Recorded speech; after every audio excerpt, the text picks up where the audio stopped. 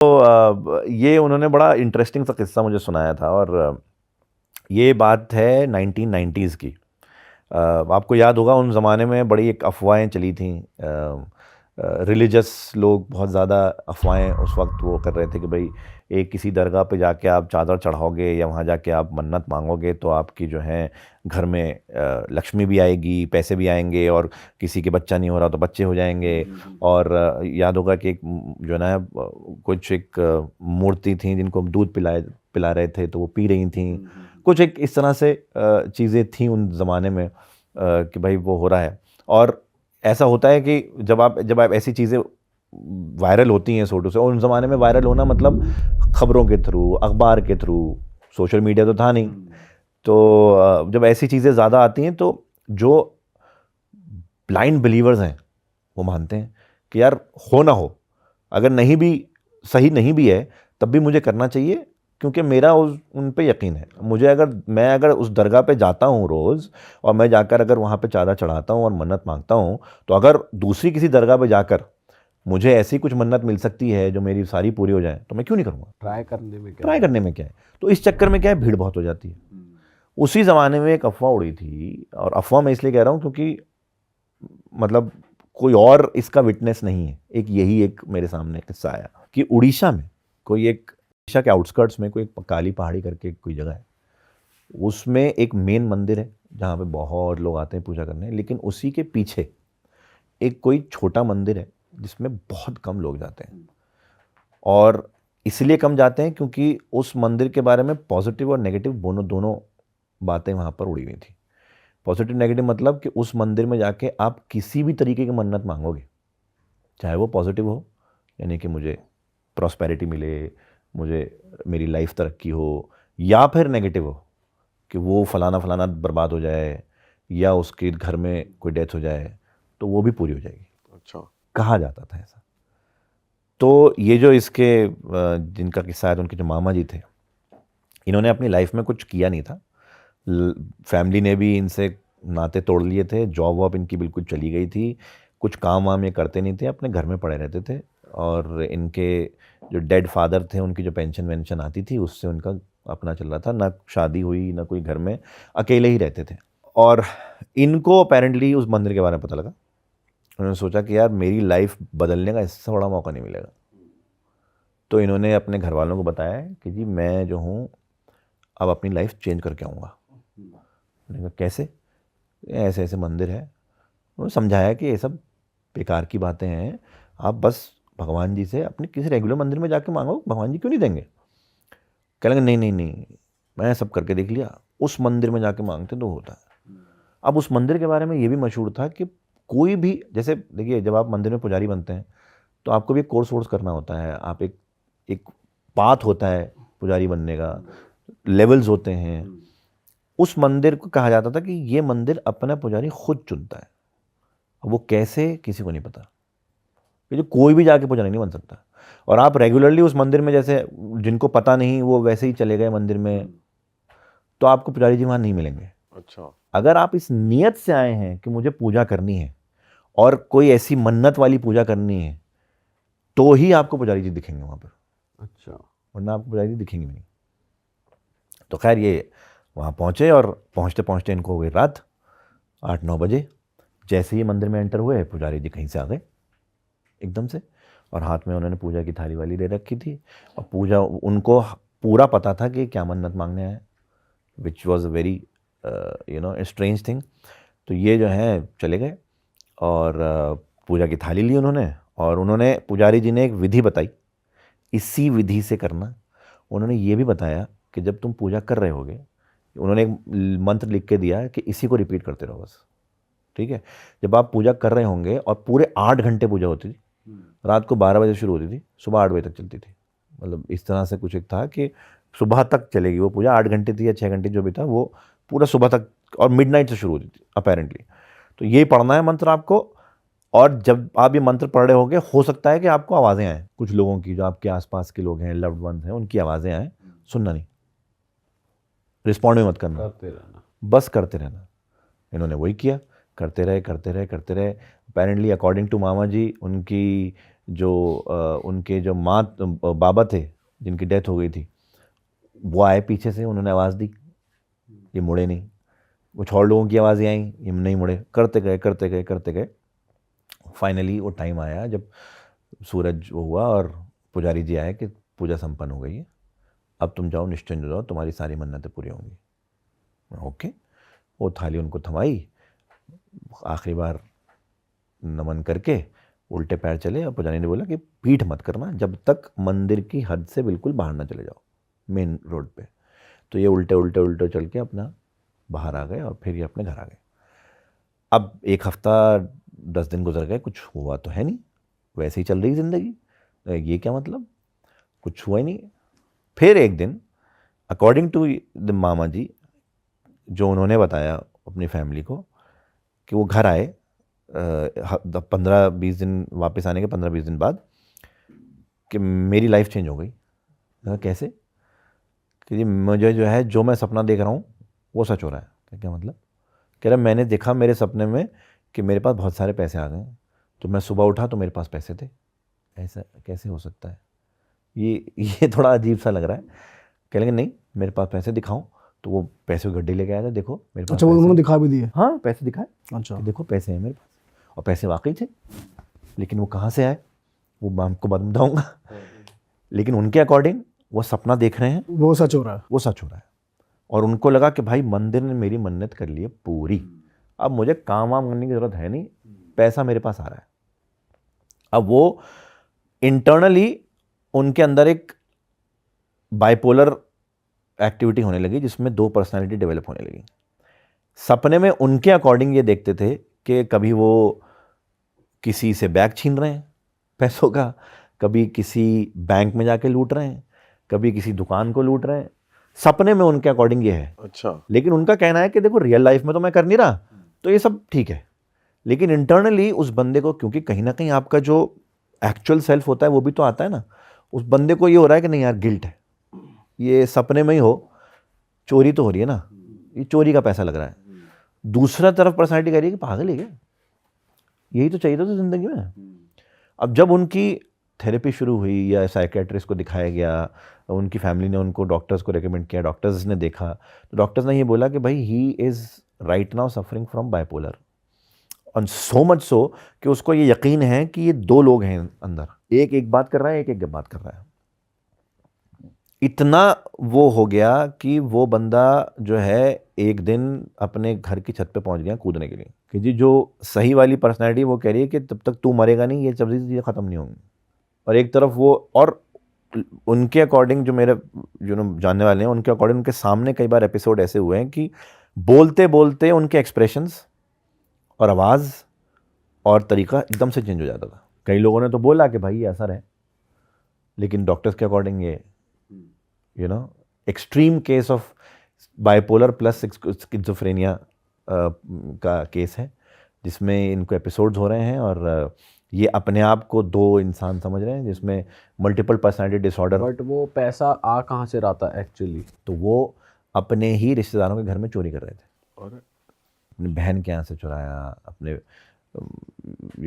उनके फादर का जो आता था पैसा, उनके जेवर वगैरह माँ के पुराने रखे थे वो चुराए, वो अपने ही घरों में से चोरी कर रहे थे। और उनके हिसाब से वो जो चोरी हो रही है वो सपना चल रहा है, वो सपने में हो रहा है, और एक्चुअली में उनके पास वो आ गया। फिर ये क्रेजी तो चीज तो वैसे ही सबको पता चल रही होगी कि वो चोरी तो कर ही रहे हैं। बिल्कुल। लेकिन वो था कि पीपल वर सो सेंसिटिव। देखिए उनके घर में जो पैसा मिल रहा था, इवेंचुअली वो सबको वापस मिल ही जाता था, कोई बाहर का चोरी नहीं कर रहा, घर में ही चोरी हो रही है। लेकिन वो इतने सेंसिटिव मैटर था कि डॉक्टर्स के अकॉर्डिंग ये था कि अगर आपने इनको ये बोला कि तुम चोर हो, तो ये इंसान सेल्फ हार्म भी कर सकता है। अच्छा। So control. तो वो पैसा तो वापस आ जाता था, लेकिन घर वालों को पता था कि ये चोरी कर रहा है। उनके अकॉर्डिंग वो सपना देख रहे हैं, सपने में चोरी हो रही है। उसके बाद क्या हुआ फिर? तो उसके बाद फिर उनका कहना यह है कि जी मैं वापस उस मंदिर में जाऊंगा अच्छा, जहाँ से सब शुरू हुआ, और जब वो निकले हैं वहाँ के लिए, उसके बाद से वो दिखे नहीं।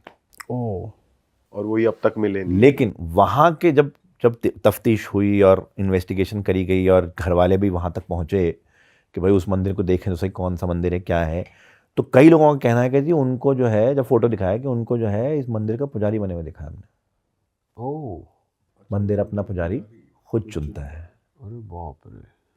और वो तभी दिखता है जब कोई उस नियत से आए, वरना तो वो गायब रहता है। अब ये इसीलिए it's a combination of paranormal and psychological मेरे हिसाब से, कि जब उन्होंने इन्वेस्टिगेशन करी वहाँ पर तो उन्होंने फोटो वोटो दिखाया वहाँ लोकल लोगों को, तो उन्होंने बोला कि जी हाँ हमने तो देखा ये इस मंदिर के पुजारी हैं, लेकिन जब वो मंदिर में गए तो कोई पुजारी नहीं, पुजारी जी का जो कमरा है वो खाली पड़ा है। तो कोई उस नियत से दोबारा जाएगा, हो सकता है तो दिख जाएगा। ये हो सकता है, अब वो वही मामा जी है, ये कौन है ये नहीं पता। लेकिन ये है कि क्योंकि वो मंदिर कहा जाता था कि वो अपना पुजारी खुद चुनता है, अब क्या पता कि ये उसी वजह से हो या ना हो, कुछ नहीं पता, लेकिन ये उसके बाद से वो गायब हैं, उनका कोई अता पता है नहीं। पुलिस ने भी ऑब्वियसली इतने साल बाद केस क्लोज ही कर दिया है, और क्योंकि ये फैमिली से वैसे ही कट ऑफ थे, ज़्यादा उनका वो नहीं था। देखिए आप चाहे कितने भी कट ऑफ हों, लेकिन जब सेंसिटिव होता है तो फैमिली साथ में आ ही जाती है, बट एक टाइम के बाद फैमिली मूव ऑन कर गई कि कितना ढूंढें, कहाँ तक ढूंढें, क्या है क्या नहीं है। तो अब वो ऑब्वियसली ढूंढ तो उनकी नहीं हो रही है, बट अगर वो उस मंदिर के पुजारी हैं तो उस मंदिर ने अपना पुजारी कैसे चुना और क्या हुआ। और हाँ, जो लास्ट उनके घर में पैसे थे, जो लास्ट उन्होंने अपने कहीं से चुराए थे, जो कुछ लाख 1.5 लाख रुपए के आसपास था, वो लेके चले गए थे।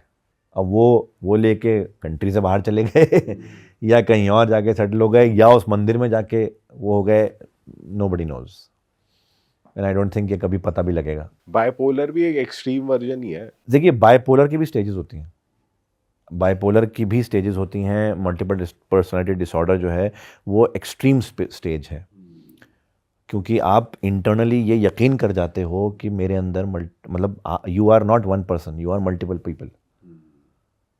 आप इंटरनली बहुत सारे लोग हैं आपके अंदर जो कि अलग अलग चीज़ें बोलते हैं, अलग तरीके से बोलते हैं, आवाज़ तक चेंज हो जाती है। अब लोग ये समझते थे पहले कि यार आवाज़ कैसे चेंज होती है, ये तो असर ही हो सकता है, ये तो साया ही हो सकता है, लेकिन अब क्योंकि इतनी रिसर्च हो गई है तो आपकी वोकल कॉर्ड्स जो हैं वो अगर आपके कंट्रोल में हैं तो आप अपनी आवाज़ चेंज कर लेते हैं।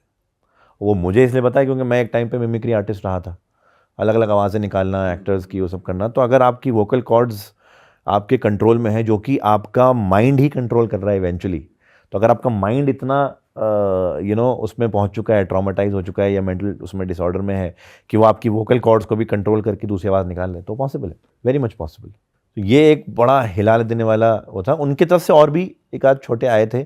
एक तो एक 65-70 ईयर्स की लेडी का था जो कि बहुत ज़्यादा सदमे में थी, इसलिए उनके पास आई हैं। सदमा क्यों था कि उनके जुड़वां बेटे थे और जुड़वां बेटों में से एक बेटे की एक्सीडेंट में कुछ साल पहले मौत हो गई और एक ही बचा, ठीक है।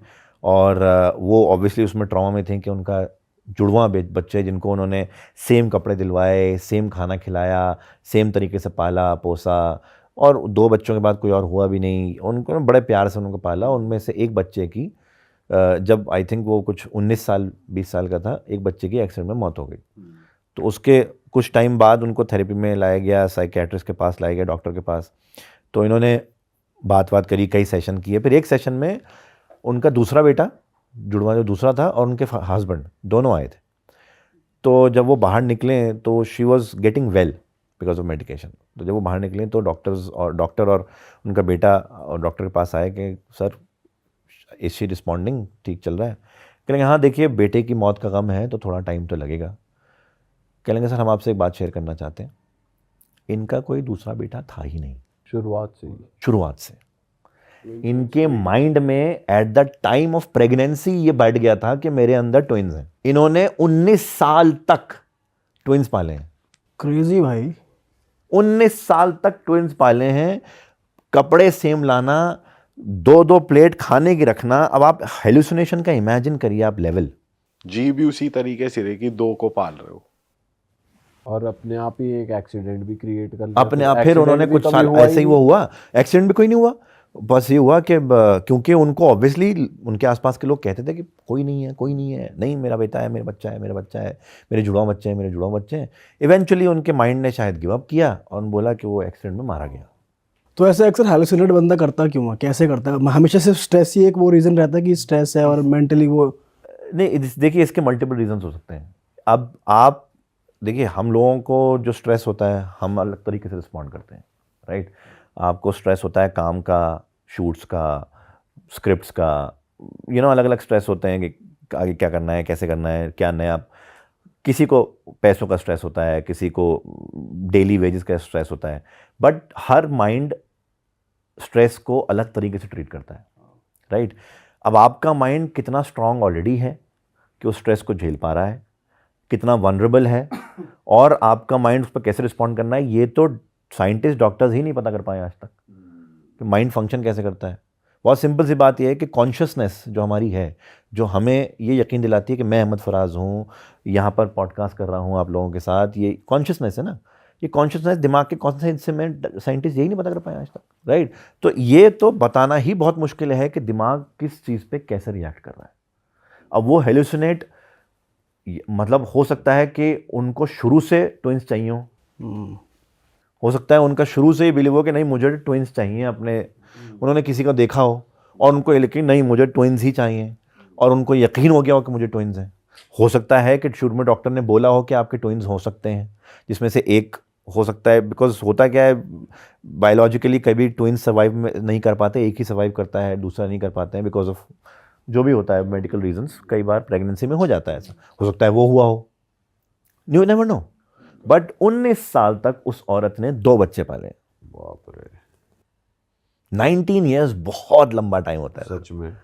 और मैं तो उनके दूसरे बेटे और हस्बैंड की दाद दूंगा जिन्होंने इतना तक उनको संभाल के रखा है और उनको उस लेवल पे नहीं जाने दिया मेंटली कि वो जो है बिल्कुल ही अपना दिमाग खो बैठें और कुछ ऐसा कर लें, बिकॉज ये मैंने जब पढ़ा मैं तो हिल गया। मैंने कहा ऐसा कैसे हो सकता है यार। करेक्ट। 19 ईयर्स तक जुड़वा बच्चे पाले हैं, फिर एक्सीडेंट हुआ, एक बच्चे की मौत हो गई, दूसरा है, जबकि ऐसा कुछ था ही नहीं।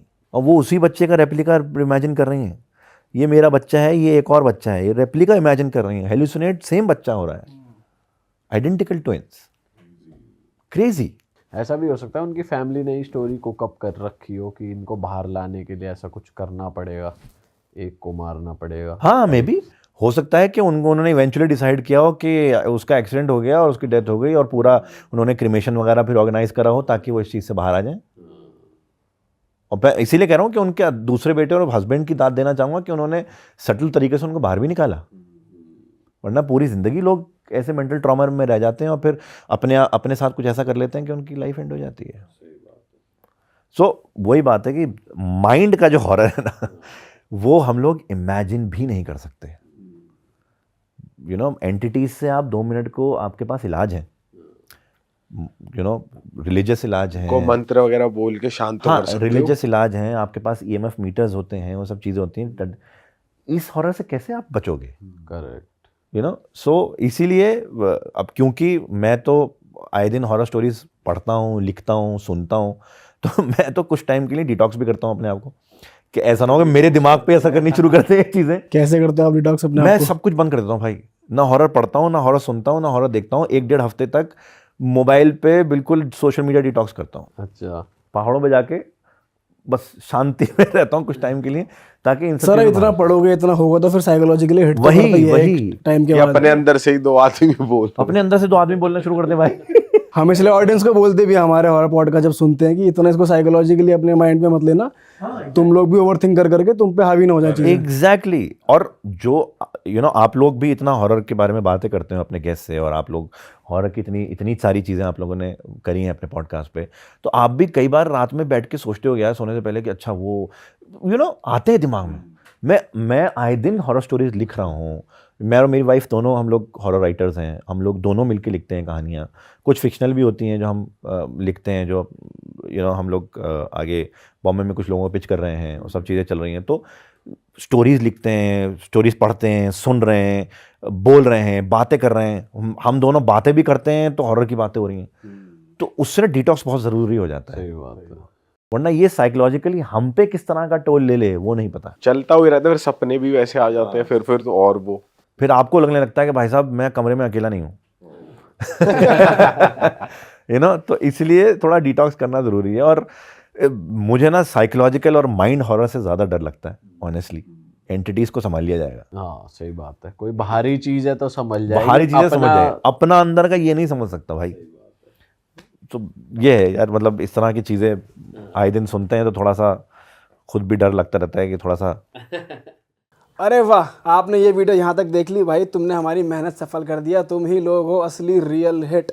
और अगर आपको बहुत मजा आ रहा है ऐसी क्लिप्स में, ऐसी वीडियोस में, तो फटाफट जाइए प्लेलिस्ट पे बिंज वॉच कीजिए और सारी वीडियोस देख डालो और मौज काटो। दैट इज इट, हम मिलेंगे नए पॉडकास्ट में, नए क्लिप में। Till then bye bye, see you, take care, do subscribe.